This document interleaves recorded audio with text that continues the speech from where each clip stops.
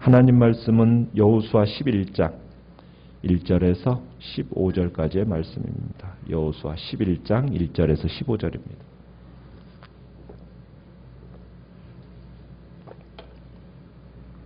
여호수아 11장 1절에서 15절까지입니다. 1절입니다. 하솔 왕 야빈이 이 소식을 듣고 마돈 왕 요밥과 시므론 왕과 아삽 왕과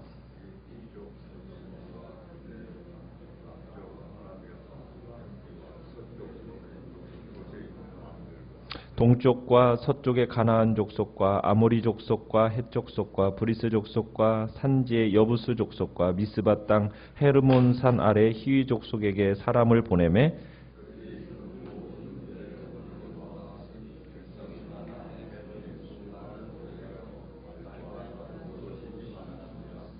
이 왕들이 모여 나와서 이스라엘과 싸우려고 메론 물가에 함께 진쳤더라.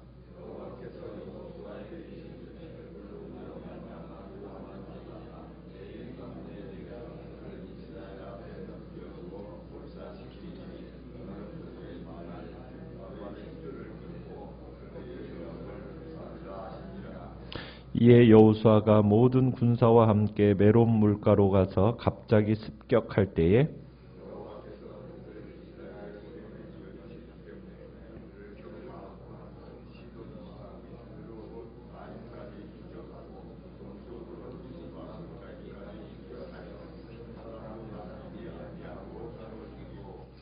여호수아가 여호와께서 자기에게 명령하신 대로 행하여 그들의 말 뒷발의 힘줄을 끊고 그들의 병거를 불로 살랐더라.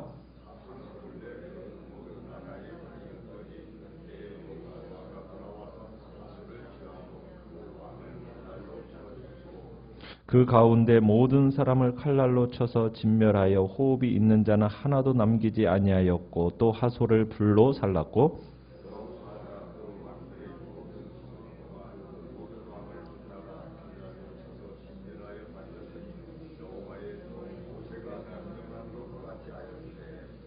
여호수아가 하솔만 불살랐고 산 위에 세운 성읍들은 이스라엘이 불사르지 아니하였으며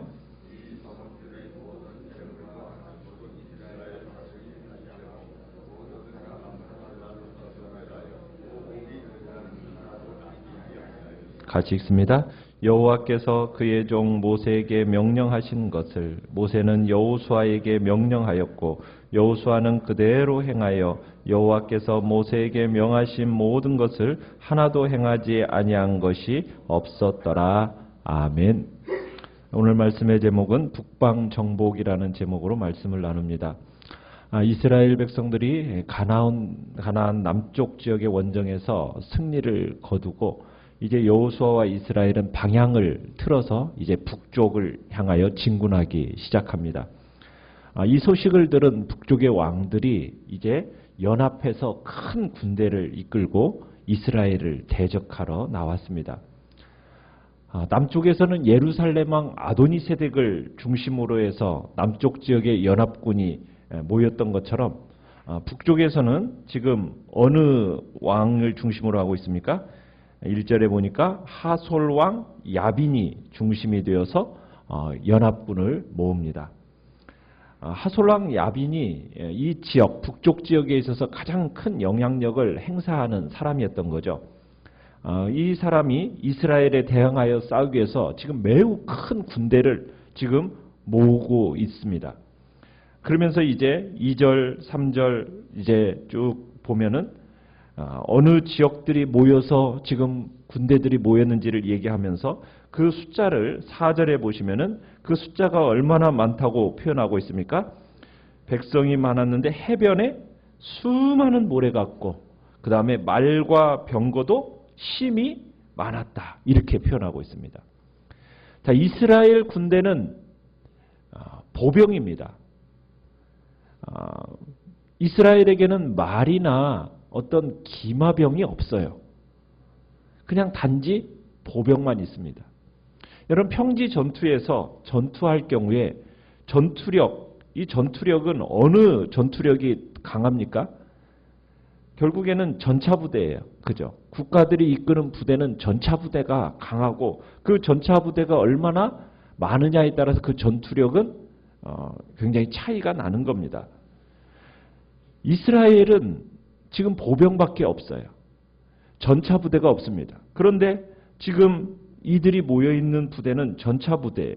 보병에 비해서 압도적으로 우위에 있는 전차부대를 지금 많이 모아놓은 겁니다. 그러면 전투력에 있어서 열세라는 얘기입니다.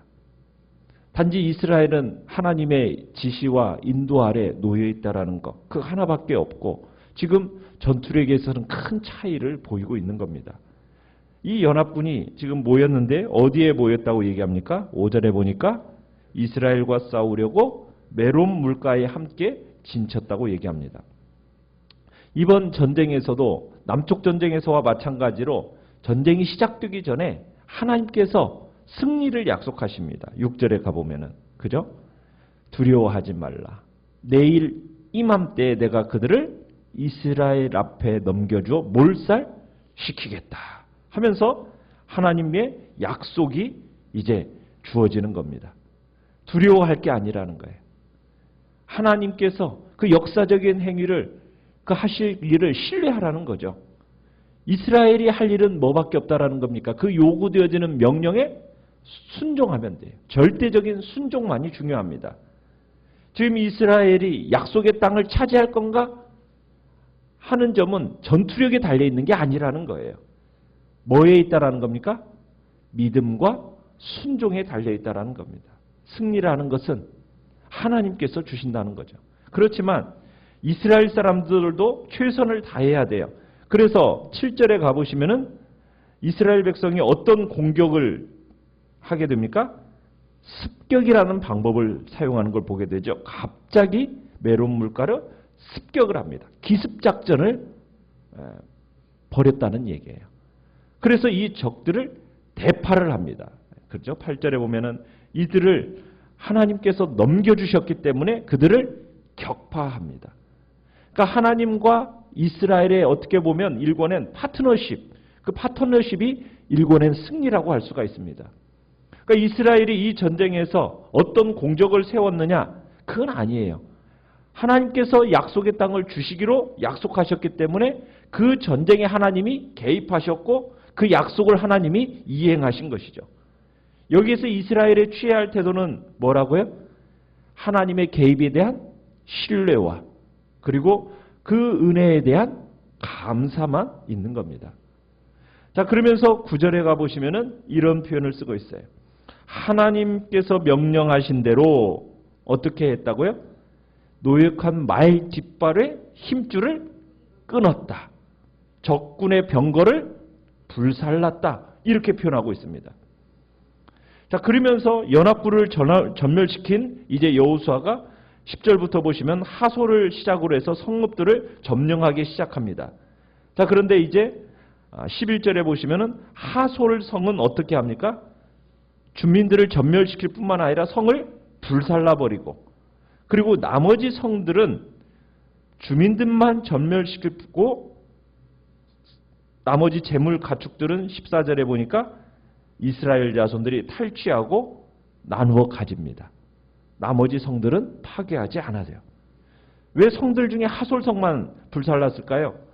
아마 이 성이 첫 번째로 연합군을 출범시킨 그 성의 왕이고 또 연합군에 참석한 왕 중에 성 중에서도 가장 큰 성이었기 때문에 아마 불살랐을 겁니다. 그러면서 아마 경고의 목적이 있었겠죠. 이스라엘을 대적하는 자는 이렇게 된다라는 어떤 경고성으로 하솔성은 불을 지릅니다. 자, 그러면서 여기에서 강조하는 바가 두 차례 강조되는 바가 있습니다. 그 강조되는 바는 뭐냐면 12절에 보시면 여호수아가 이 모든 일을 어떻게 행했다고 얘기합니까? 여호와의 종 모세가 명령한 것과 같이 행하였다. 또 15절도 가보시면은 여호와께서 그의 종 모세에게 명령하신 것을 모세는 여호수아에게 명령하였고 여호수아는 그대로 행하였어. 여호와께서 모세에게 명령하신 모든 것 하나도 행하지 아니한 것이 없었다. 그러니까 지금 모세의 율법에 얼마나 신실하게 행했는지를 지금 강조하고 있습니다. 그러면서 지금 무슨 얘기를 하느냐? 너희들은 이제 여호수아의 뒤를 따르는 지도자들은 어떻게 행할 건가? 모범으로서 여호수아가 보여주는 겁니다. 어떤 모범이에요? 지도자의 역할은 법을 만들어내는 자가 아니라는 거예요. 만들어진 법을 모범적으로 순종하는 자라는 거예요. 지키는 자라는 거예요. 법은 하나님이 주신 것이고 그 법에 철저하게 순종함에 있다라는 것을 지금 얘기하고 있는 겁니다. 자, 우리가 아까 이스라엘을 치기 위해서 4절에 보면은 모여진 지금 적이 얼마나 강한가에 대해서 군사가 얼마나 많은지 해변에 수다한 모래처럼 많았다고 표현되어 있는 이거. 이 가나안 족속들은 그들의 병거를 믿었고 그들의 군사를 믿었어요. 수적으로 보면은 누가 봐도 이스라엘이 패배하게 되어 있습니다. 가나안 족속의 승리가 보였다라는 거예요. 그러니까 그들은 자신만만했을 거예요. 그런데 결과는 어떻게 됐어요? 가나안 족속의 패배로 끝이 납니다. 하나님이 이스라엘에게 승리를 약속하셨고 그 약속대로 이루어 주신 거예요. 그러면 승리는 어디에 있는 겁니까? 인간의 힘과 숫자에 있는 게 아니라는 거예요. 승리는 하나님께 있다라는 것을 우리에게 보여주고 계시는 겁니다. 많은 숫자, 힘, 보이는 힘, 이런 걸 의지하지 말라는 거예요. 인간이 끌어모으는 것은 어떻게 보면 하나님 앞에서는 지푸라기만도 못하다는 겁니다. 그걸 알라는 거예요. 인간의 힘을 힘으로 여기지 아니하는 것, 이것이 진심으로 하나님을 아는 자의 모습이라는 겁니다. 그래서 하나님은 가나안 족속을 쳐서 진멸하고 나서 뭘 명령하셨었어요? 말 뒷발의 힘줄을 끊어라. 그들의 병거를 불살라라. 여러분, 말 뒷발의 힘줄을 끊어버리면 어떤 일이 일어나는 겁니까? 말이 제9시를 못하는 거죠. 전투에 아무런 쓸모없는 그런 말이 되는 겁니다. 가나안 족속의 병거를 불살라버리라는 거예요. 전투에 아무런 쓸모가 없게 만들어버리라는 겁니다. 여러분, 가나안 족속의 병거를 불사르고 말의 뒷발의 힘줄을 끊어버리라고 하신 이유가 뭐겠어요? 무엇 때문에 지금 이런 것을 명령하시는가요? 이스라엘의 승리는 어디에 있다라는 거예요? 많은 군사와 어떤 많은 병거와 말에 있는 게 아니라는 거예요. 이스라엘의 승리는 어디에 있다? 하나님에 의한 승리라는 거죠. 만약 이스라엘 백성들이 정말 가나안 족속이 남긴 병거 모으고 말을 모으고 그러면은 어떤 마음이 생기겠어요? 하나님이 아닌 세상의 것을 의지하게 되는 거예요. 그러면은 이스라엘도 가나안 족속하고 다를 바가 없다라는 거예요. 똑같다라는 거예요. 병거와 말을 의지하는 건 세상입니다. 그러나 하나님의 택한 자는 병거와 말을 의지하는 게 아니라는 거예요. 누구만 의지하고 사는 겁니까? 오직 하나님만 의지하고 그 이름만 자랑하며 사는 거예요. 세상을 살아가는 데 있어서 돈이 힘이라고 세상은 얘기합니다.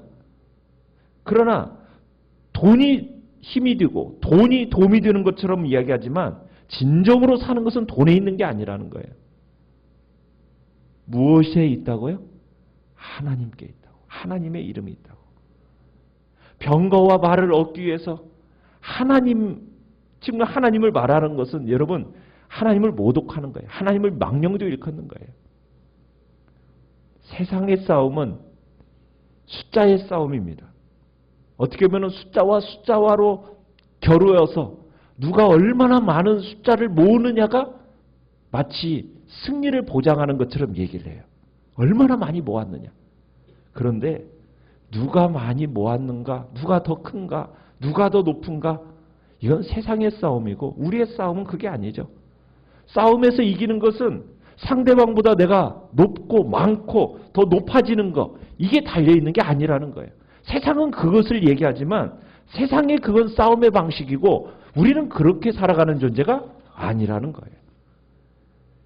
하나님께서 이스라엘에게 가나안을 철저하게 진멸시키라고 얘기하고 병거를 불사르라고 말에 그 뒷발 힘줄을 끊어버리라고. 숫자의 싸움이 아니라는 겁니다. 하나님의 싸움. 하나님은 오직 이스라엘에게 뭘 요구하시는 겁니까? 나만을 신뢰할 것을 지금 요구하고 계시는 거예요. 이스라엘에게 병거의 말의 힘줄을 끊어버려라. 병거를 불살라버리라.